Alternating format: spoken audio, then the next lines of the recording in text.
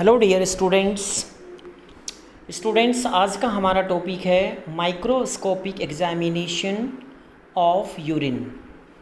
यानी कि जो सब्सटेंस हमें फिज़िकल और केमिकल के द्वारा नहीं मिल पाए हैं उनको हम माइक्रोस्कोपिक एग्जामिनेशन के द्वारा एग्ज़ामिन करेंगे, और जो यूरिन का सेडिमेंट आएगा उसको हम माइक्रोस्कोप में ग्लास स्लाइड में देखेंगे और उसके बाद उसका हम रिपोर्ट करेंगे कि क्या क्या उसमें सब्सटेंस प्रेजेंट हैं। कुछ नॉर्मल सब्सटेंस होते हैं और कुछ एबनॉर्मल सब्सटेंस होते हैं, उनको हम माइक्रोस्कोप में हाई पावर और लो पावर के द्वारा एग्ज़ामिन करके रिपोर्टिंग करेंगे। ये सैंपल के बारे में बताया हुआ है कि जो यूरिन सैंपल है वो हमें कैसे लेना है। तो फर्स्ट मॉर्निंग सैंपल हम लेते हैं यूरिन एग्जामिनेशन करने के लिए, क्योंकि जो नाइट में सैंपल रहेगा वो लॉन्ग टर्म तक ब्लैडर में होता है और उसमें जो डिजीज़ आने के चांस होते हैं, जो एबनॉर्मलिटीज़ आने के चांस होते हैं वो ज़्यादा होते हैं। इसके अलावा हम टाइमिंग सैंपल भी ले सकते हैं, और जो हमारा कंटेनर होना चाहिए वो नीट, क्लीन, ड्राई और वाइड माउथ का होना चाहिए, और हमें विदिन 1 आवर में जो है एग्ज़ामिनेशन करना है। और जो हमारा सैंपल होना चाहिए उसमें डेब्रिस नहीं होने चाहिए और वेजाइनल सिक्रीशंस वहाँ पर नहीं होने चाहिए। ये हमारा पर्पज़ है, पर्पज़ ऑफ यूरिन एनालिसिस। मतलब हम यूरिन एनालिसिस क्यों करते हैं। तो यूरिन एनालिसिस मेनली हम परफॉर्म करते हैं जो हमारा स्क्रीनिंग टेस्ट होते हैं, शुरुआत दौर के टेस्ट होते हैं, जनरल हेल्थ का इवैल्यूएशन करने के लिए, मेटाबॉलिक और जो हमारे सिस्टमेटिक डिजीज़ हैं उनको डायग्नोस करने के लिए, और इसके अलावा जो एंडोक्राइन डिसऑर्डर हैं उनको देखने के लिए, और जो अदर डिजीज़ हैं, किडनी की डिजीज़ हैं या लोअर पार्ट ऑफ जो हमारा यूरिनरी ट्रैक्ट है उसकी बीमारी देखने के लिए, प्रेगनेंसी को देखने के लिए, और जो ड्रग्स एब्यूज़ किया है, किसी ने ड्रग्स लिया है उसको टेस्ट करने के लिए हम माइक्रोस्कोपिक एग्जामिनेशन करते हैं। इसमें जो जनरल हमारा कंसिडरेशन होता है माइक्रोस्कोपिक में, इसमें जो डायग्नोस्टिक टूल्स होते हैं वो यूज होते हैं, और यूरिनरी ट्रैक्ट इन्फेक्शन यूटीआई देखने के लिए और कुछ सिस्टमेटिक डिजीज़ देखने के लिए। इसका जो प्रिंसिपल होता है वो मेन जो हमें यहाँ पे माइक्रोस्कोपिक एलिमेंट्स प्रेजेंट होते हैं यूरिन में, उनको हम सबसे पहले सेंट्रीफ्यूज़ करेंगे। सेंट्रीफ्यूज़ करने के बाद में जो अपर पार्ट होता है उसको डिस्कार्ड कर देते हैं। जो सेडिमेंट बचता है उसको हम माइक्रोस्कोप की जो हमारी स्लाइड है उसमें लेते हैं, उसके ऊपर कवर स्लिप लगाते हैं और उसको डायरेक्ट जो है लो पावर और हाई पावर में उसको हम एग्ज़ामिन करते हैं कि क्या क्या वहाँ पर जो उसमें सेडिमेंट है वो उसमें हमें देखने को मिलेगा। ये हमारा यहाँ पर जो रिक्वायरमेंट्स हैं, यहाँ पे सेंट्रीफ्यूज मशीन होना चाहिए, कोनिकल टेस्ट ट्यूब होना चाहिए, glass slide, cover slip, Pasteur pipette, microscope, और इसके बाद जो freshly voided urine, gauze piece, tissue paper, ये सब सामान हमारे पास अवेलेबल होना चाहिए। ये टेक्निक है कैसे लेते हैं हम यहाँ पे यूरिन सैंपल को, और हैंड ग्लव्स यहाँ पे यूज़ करना है, एप्रॉन पहनना है, और ये सेंट्रीफ्यूगेशन की टेक्निक है। हमें जो वॉल्यूम है वो लेना है इक्वल, जो हमारा सैंपल है उसके साथ में हमें बैलेंस यूज़ करना है दूसरे में डिस्टिल वाटर, और उनको हम सेंट्रीफ्यूज़ करेंगे 2000 से लेके 3000 आरपीएम तक, और नियर अबाउट 5 to 10 मिनट हम उसको सेंट्रीफ्यूज़ करेंगे। सुपरनेंट पार्ट को डिस्कार्ड कर देंगे। ये देखो हमने सुपरनेंट पार्ट इसमें लिया सैंपल यहाँ पे, और ये सैम्पलिंग की प्रॉपर प्रक्रिया है। ये सेडिमेंट है जो दिख रहा है रेड रेड, इसमें जो रेड कलर दिख रहा है इसमें आरबीसी हो सकते हैं जिसको बोलते हैं रेड ब्लड सेल्स, उसके कारण जो है ये ऐसा दिख रहा है। अब इसको हम ग्लास स्लाइड पे डालेंगे और उसके बाद इसको माइक्रोस्कोप में एग्जामिन करेंगे। ये हमारी ग्लास स्लाइड है, ये हमने डाला यहाँ पे डिपॉजिट 1 ड्रॉप, इस पे लगा दिया कवर स्लिप, और ये जो माइक्रोस्कोप है इसमें हम यहाँ पर एग्जामिन करेंगे, पहले लो पावर पे उसके बाद हाई पावर पे। ये प्रॉपर टेक्निक के द्वारा यहाँ पर दिखाया हुआ है। ये हमारे ऑब्जर्वेशंस हैं। इसमें जो ऑर्गेनाइज एलिमेंट्स होते हैं और एक अनऑर्गेनाइज एलिमेंट्स होते हैं। ऑर्गेनाइज एलिमेंट्स वो एलिमेंट्स होते हैं जो कि जिसमें कि हमारा जो सेल्स होते हैं वो बॉडी में से आते हैं, बाहर नहीं बन सकते हैं आर्टिफिशियल, उनको हम ऑर्गेनाइज एलिमेंट के नाम से जानते हैं, जैसे RBCs, WBCs, epithelial cells, cast, crystals, different types के जो होते हैं यहाँ पे। और ये अनऑर्गेनाइज्ड है, जैसे कैल्शियम ऑक्सलेट, ये बाहर बन जाते हैं, यानी कि जैसे यूरिन रखा रहेगा बहुत देर तक तो अपने आप ऑटोमेटिक इनका फॉर्मेशन हो जाता है। उनको बोलते हैं अनऑर्गेनाइज्ड एलिमेंट और unorganised sediment. Uric acid, amorphous urate, sodium urates, calcium sulphate, तो डिफरेंट टाइप्स के जो क्रिस्टल्स होते हैं वो फॉर्मेशन हो जाते हैं। जो एल्कलाइन यूरिन में जो क्रिस्टल आते हैं वो triple phosphate, amorphous phosphate, calcium carbonate, calcium phosphate और अमोनियम बाइयूरेट्स, ये जो क्रिस्टल्स होते हैं ये एल्कलाइन यूरिन में मिलते हैं। कुछ आर्टिफैक्ट्स आ जाते हैं, बाहर से जो चीज़ें आ जाती हैं, जैसे हेयर्स हैं, एयर बबल्स हैं, ऑयल ड्रॉपलेट्स हैं, फाइबर्स हैं, स्टार्च क्रिस्टल्स हैं। ये नॉर्मल सब्सटेंस होते हैं जो हमारी गलती से, जो टेक्नीशियन की मिस्टेक के द्वारा आ जाते हैं। उसके बाद में सबसे पहले हम आरबीसी के बारे में बात करेंगे।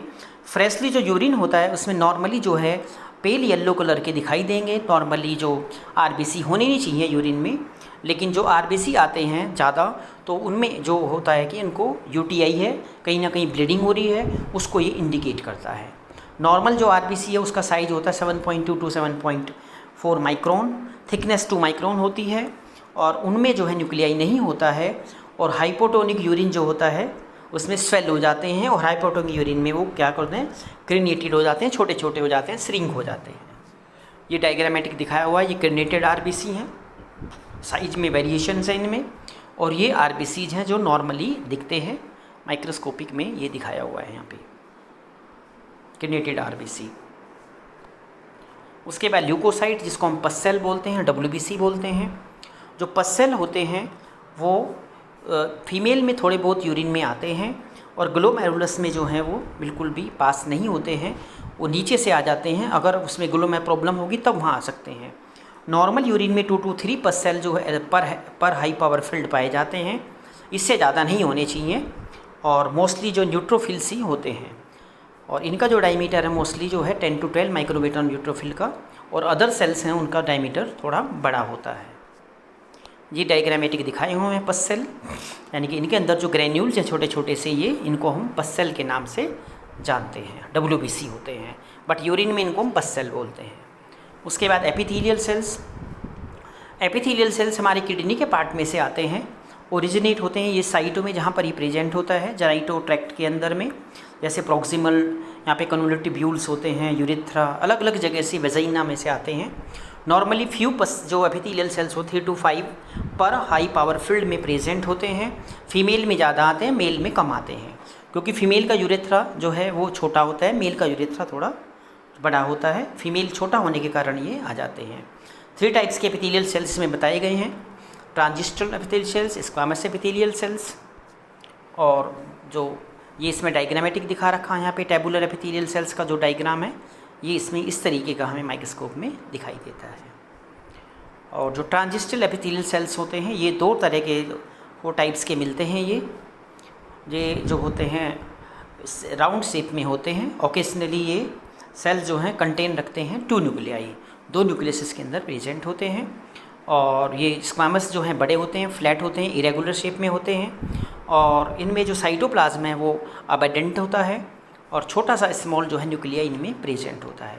ये डायग्रामेटिक इसमें दिखाया हुआ है, जो न्यूक्लियस है ये साफ दिख रहा है इसके अंदर में, और ये इसमें डायग्राम है स्क्वामस एपिथेलियल सेल्स का। उसके बाद हम कास्ट की बात करेंगे। यूरिनरी कास्ट जो है वो बनती है ल्यूमन में, ट्यूब्यूल्स में, और जो किडनी का हमारा जो यूरेटर, जो हमारा नेफ्रॉन होता है वो ख़राब होना शुरू हो जाता है। उसके अंदर से जो है वहाँ पे एक म्यूकोप्रोटीन्स नाम का जेली लाइक स्ट्रक्चर जो है वो आना शुरू हो जाता है। कास्ट जो है वो एल्कलाइन यूरिन में डिज़ोल्व हो जाती है।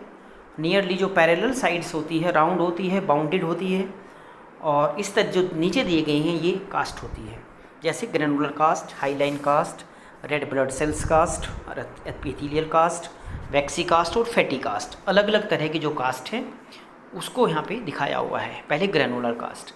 ग्रेनुलर कास्ट जो है हमेशा इंडिकेट करती है सिग्निफिकेंट रीनल डिजीज़ में। ये जो कास्ट प्रेजेंट होती हैं किसके कारण, डीजनरेशन ऑफ जो हमारे सेलुलर जो हमारी डिजीज़ होती है, जो सेल्स होते हैं उनके डीजनरेशन से आती हैं। डायरेक्ट ये एग्रीगेशन होते हैं सीरम प्रोटीन के द्वारा, और टेम हॉर्सफॉल जो म्यूकोप्रोटीन्स होती है वो इनके अंदर भरी होती है, इसलिए इनका नाम रखा ग्रेनुलर कास्ट। ये जो प्रोटीन है इसे अंदर जो बनी हुई है, और जो पीछे दे रखा ये स्क्वैमस एपिथेलियल सेल्स होते हैं, और जो साइड में ये पस सेल और आरबीसी भी इसके अंदर प्रेजेंट होते हैं। ये हाईलाइन कास्ट है।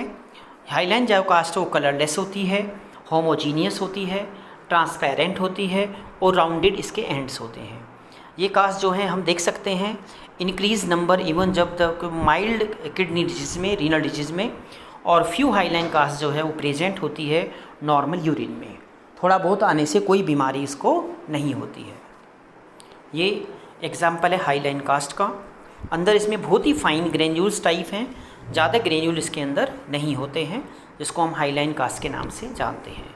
रेड ब्लड सेल्स कास्ट यानी कि आरबीसी जो है वो मैट्रिक्स के अंदर भरे होते हैं, उनमें प्रोटीन होती है, और जो आरबीसीज के अंदर में पैक्ड होते हैं वो ब्लीडिंग के कारण इसमें आ जाते हैं, और ये एक पैथोजेनिक कंडीशंस में मिलते हैं हमें। और जो ग्लोमेरुलस होता है उसमें डिजीज होने के कारण ये आ जाती हैं, जैसे ग्लोमेरुलोनेफ्राइटिस और रीनल इन्फेक्शन के कारण ये जो है इसमें प्रेजेंट होती है। ये डायग्राम है, यहाँ दिखा रखा है आरबीसी कास्ट। यहाँ पे रेड ब्लड कास्ट है, इसमें आरबीसी कास्ट के अंदर जो है आरबीसी इसके अंदर प्रेजेंट होते हैं। और ये वाइट ब्लड का कॉम्पस कास्ट के नाम से जानते हैं। जो मेजॉरिटी होती है डब्ल्यूबीसीज की वो इसके अंदर प्रेजेंट होती है पीएमएन की, पॉलीमॉर्फ न्यूक्लियर सेल, जिसको हम न्यूट्रोफिल बोलते हैं। और ये सेल्स जो हैं इसके अंदर में भरे होते हैं, और कास्ट जो है वो प्रेजेंट होती है इसमें रीनल इन्फेक्शन में और ग्लोमेरुलर डिजीज़ में, जिसको बीमारी होती है ग्लोमेरुलस की। ये दिखा रखा है, ये कास्ट है। और जो इसमें एरो का निशान बताया हुआ है ये एक डायग्राम है कास्ट का। इसके अंदर जो है ये डब्ल्यूबीसी हैं, वाइट ब्लड सेल्स। तो ये इसके अंदर जो गोल गोल दिख रहे हैं ये पस सेल बोलते हैं, इसको पस्ट कास्ट कहते हैं। उसके बाद एपिथेलियल कास्ट। जो एपिथेलियल सेल्स होते हैं वो अरेंज होते हैं इसमें, जो हमारी कास्ट होती है अलग अलग साइज में होते हैं, शेप में होते हैं, और ये बहुत ही रेयरली जो है यूरिन में दिखाई देते हैं।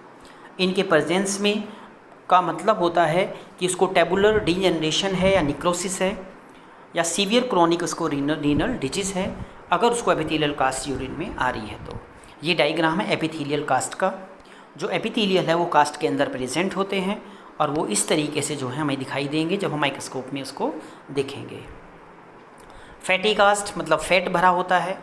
इसमें नॉर्मली जो इनकॉर्पोरेटेड होती है फ्री ड्रॉपलेट्स होते हैं इसमें फैट बॉडीज़ के, और ये फ्रीक्वेंटली दिखाई देती है नेफ्रोटिक सिंड्रोम में और टॉक्सिक रीनल पॉइजनर, जिसने जहर खाया हो उसके अंदर ये हमें मिलते हैं। ये इसका एग्जाम्पल दिखाया हुआ है कि जो फैटी कास्ट होती है फैट की ड्रॉपलेट्स के रूप में जो है ये हमें इसमें यूरिन माइक्रोस्कोपिक में ये हमें दिखाई देंगे जब हम इसको हाई पावर में या लो पावर में देखेंगे इसको। उसके बाद अनऑर्गेनाइज्ड एलिमेंट की बात करेंगे हम। जो एलिमेंट्स होते हैं जैसे क्रिस्टल्स है, क्रिस्टल जो है वो कुछ एसिडिक यूरिन में मिलते हैं, कुछ एल्कलाइन यूरिन में मिलते हैं। एसिडिक यूरिन में पाने वाले क्रिस्टल जो हैं वो क्या होते हैं, जो उनका कैरेक्टरिस्टिक होता है वो डायमंड शेप, रोम्बिक शेप के होते हैं, रोस्टेड फॉर्म के होते हैं, और यूजुअली ये स्टेन होते हैं यूरिनरी पिगमेंट के द्वारा। येलो और रेड कलर में ये दिखाई देते हैं, और ये सोडियम जो हाइड्रोक्साइड है उसमें डिज़ोल्व हो जाते हैं, और HCl में ये इनसोल्यूबल हैं, इनके डिज़ोल्व नहीं होते हैं। पैथोलॉजिकल कंडीशन में जैसे gout, chronic nephritis, acute febrile condition, renal कैल्कुलाई, stone formation जो होती है उसमें ये प्रेजेंट होते हैं। ये डायग्राम है uric acid crystals acidic urine में पाया जाता है, ये इसका डायग्राम है इसमें। और कैल्शियम जो ऑक्सीडेट क्रिस्टल होता है ये कलरलेस होते हैं, एनवलप शेप के होते हैं या डम्बल शेप के होते हैं, और ये जो हैं बाई कनकेव डिस्क के पाए जाते हैं, और डम्बल शेप मैंने बता दिया, जबकि इनको एग्ज़ाम में माइक्रोस्कोपी में देखते हैं। ये हम प्रेजेंट होते हैं एसिडिक और न्यूट्रल यूरिन में, और ये प्रेजेंट होते हैं यूरिन के अंदर में जब किसी को टोमेटोज़ खाता है, इंजेक्शन होता है टोमेटोज़ का, या ऑरेंज या विटामिन सी का प्रॉब्लम हो। पैथोलॉजिकल कंडीशन में ये हमें दिखाई देते हैं जबकि डायबिटीज़ मेलाइटस, लिवर डिजीज़ और क्रोनिक लिवर डिजीज़ में ये प्रेजेंट होते हैं। ये इनका डायग्राम है, ये दिखा रखा है यहाँ पे। ये हमारा जो है कैल्शियम ऑक्सलेट क्रिस्टल्स है जो कि फाउंड होते हैं यूरिन में, और कॉमनली अपीयर जो है ये ऑक्टासाइड्रल के रूप में ये पाए जाते हैं। अमॉर्फस यूरिट्स, अमॉर्फस यूरेट्स जो होते हैं ये सॉल्ट, जो सोडियम सॉल्ट है उसके बने होते हैं, पोटेशियम, मैग्नीशियम और कैल्शियम के बने होते हैं। यूजुअली ये नॉन क्रिस्टल जो होते हैं और ये अमॉर्फस और के रूप में येलो कलर के हमें ग्रेजुलर दिखाई देते हैं। और ये जो क्रिस्टल्स होते हैं ये एल्कलाइन में सोल्यूबल हैं और 60 डिग्री पे ये डिज़ोल्व हो जाते हैं। इनका कोई भी क्लिनिकल सिग्निफिकेंट नहीं होता है, नॉर्मली ये यूरिन में पाए जाते हैं। ये इसका डायग्राम है, अमॉर्फस यूरेट्स का जो डायग्राम है। ये डॉट लाइक स्ट्रक्चर में थोड़े रेड कलर के, पिंक कलर के ग्रैन्यूल्स होते हैं जो माइक्रोस्कोपिक में हमें दिखते हैं। सोडियम यूरेट्स तो जो प्रेजेंट होते हैं ये अमॉर्फस और क्रिस्टल्स के रूप में होते हैं। ये क्रिस्टल जो है कलरलेस होते हैं, येलोइश होते हैं, निडल लाइक स्ट्रक्चर के होते हैं और क्लस्टर में होते हैं। ये सोल्यूबल होते हैं, 60 डिग्री टेम्परेचर पे ये सोल्यूबल हो जाएंगे। इनका कोई भी क्लिनिकल सिग्निफिकेंस नहीं होता है। ये इनका डायग्राम होता है। Sodium urates crystal in urine, ये इस तरीके से जो क्रिस्टल हैं ये इसमें दिखा रखे हैं। कैल्शियम सल्फेट क्रिस्टल, ये जो क्रिस्टल्स होते हैं लॉन्ग, थिन और कलरलेस होते हैं, निडल की तरह, प्रिज्म की तरह होते हैं। ये सोल्यूबल होते हैं एसिडिक एसिड में और रेयरली सीन होते हैं यूरिन के अंदर में, और इनका कोई क्लिनिकल सिग्निफिकेंस नहीं होता है। ये डायग्रामेटिक दिखा रखा है यहाँ पे डायग्राम में, calcium sulphate crystal in urine, इस तरीके से ये दिखाई देते हैं।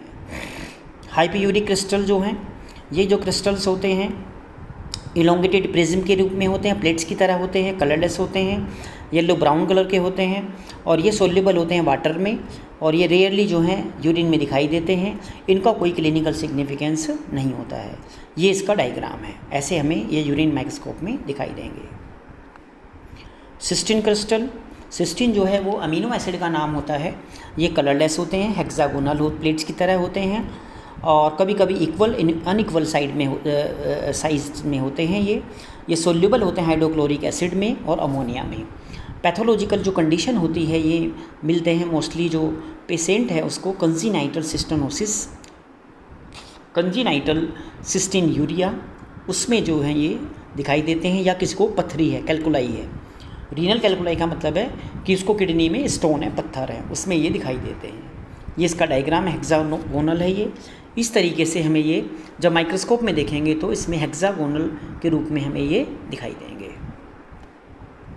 टायरोसिन, टायरोसिन भी एक जो है अमीनो एसिड का नाम होता है। ये अपीयर होते हैं एकदम फाइन में रिफ्रैक्टाइल निडल की तरह और ये क्लस्टर्स के रूप में आते हैं। ये अमोनिया जो सॉल्यूशन है, अमोनियम हाइड्रोक्साइड जो है उसमें सोल्यूबल हैं।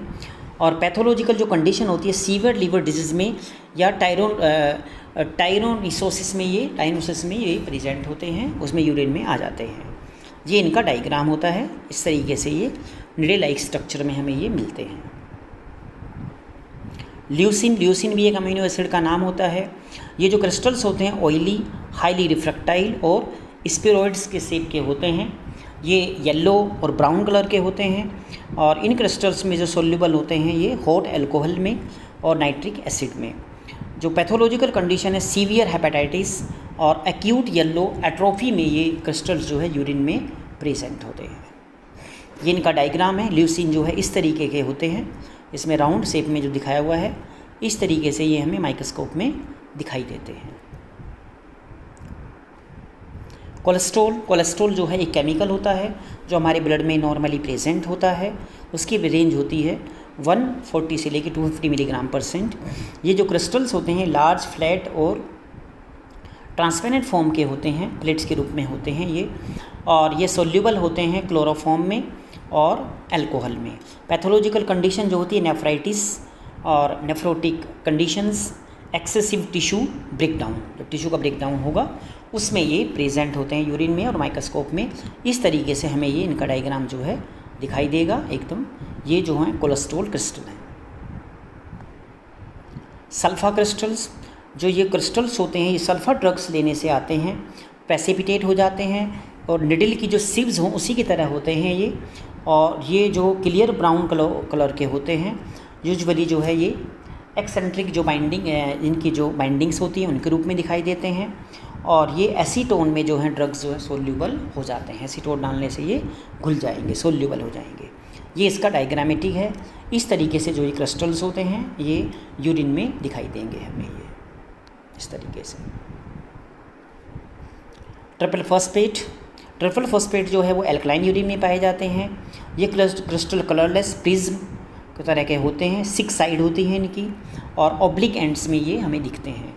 एसिटिक एसिड में सोल्यूबल हो जाते हैं। फ्रीक्वेंटली जो है नॉर्मल यूरिन में ये पाए जाते हैं और पैथोलॉजिकल कंडीशन जैसे क्रोनिक सिस्टाइटिस, क्रोनिक पाइलाइटिस और एनलार्ज प्रोस्टेट, जब प्रोस्टेट बड़ा हो जाता है तो उसके अंदर ये जो है यूरिन में प्रेजेंट हो जाते हैं।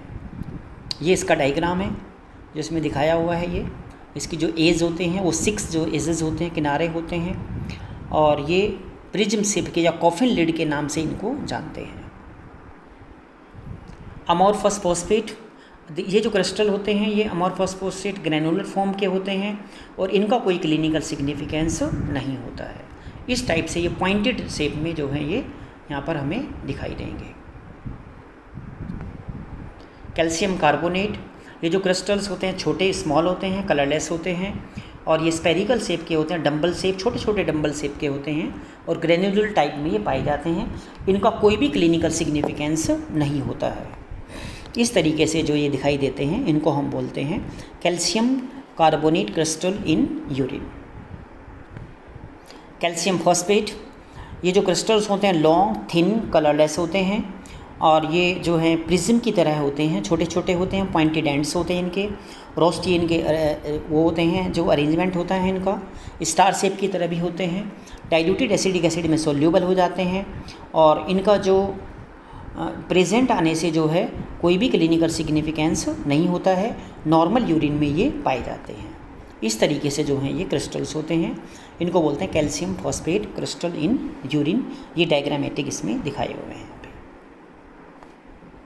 आर्टिफैक्ट्स कुछ ऐसी चीज़ें होती हैं जो यूरिन में नहीं होते हैं लेकिन बाहर से आ जाते हैं, उनको हम आर्टिफैक्ट्स के नाम से जानते हैं। फॉरेन सब्सटेंस होते हैं जैसे स्टार्च क्रिस्टल, ये पाए जाते हैं यूरिन में, जैसे राउंड, ओवल और हाईली रिफ्रैक्टाइल में क्रिस्टल्स के रूप में ये होते हैं। फाइबर्स होते हैं, ये बाहर जो क्लोथिंग है, जो टॉयलेट्स हैं, पेपर हैं, इधर उधर से ये आ जाते हैं, इनको बोलते हैं फाइबर्स। ऑयल ड्रॉपलेट्स हैं, ठीक से स्लाइड को क्लीन नहीं किया है, जब हमने कवर स्लिप को क्लीन नहीं किया है तो कंटामिनेंट होने से बाहर से जो हैं ये आ जाते हैं, जिसको हम बोलते हैं ऑयल ड्रॉपलेट्स। हेयर हैं, बाल आ जाते हैं, एयर बबल से जब कवर स्लिप रखते हैं हम साइड के ऊपर कवर आ जाते हैं और कुछ पैरासाइट्स जो होते हैं वो आ जाते हैं। ये इसमें डायग्रामेटिक दिखाया हुआ है आर्टिफैक्ट्स को। ये स्टार्च क्रिस्टल है, ये एयर बबल हैं, ये जो हैं यहाँ पे ऑयल ड्रॉपलेट्स हैं और ये हेयर्स हैं। तो ये सब जो है फॉरेन सब्सटेंस हैं, ये नॉर्मली जो है माइक्रोस्कोपिक में नहीं प्रेजेंट होते हैं। तो बच्चों थैंक्स। आज का हमारा टॉपिक था माइक्रोस्कोपिक एग्जामिनेशन ऑफ यूरिन, जिसको हमने आपको बताया है। इसको बच्चों अच्छे तरीके से देखो, अपने फ्रेंड्स के बताओ और इनमें जो भी आपको कोई प्रॉब्लम हो तो आप मेरे से कभी भी पूछ सकते हो। थैंक यू बच्चों।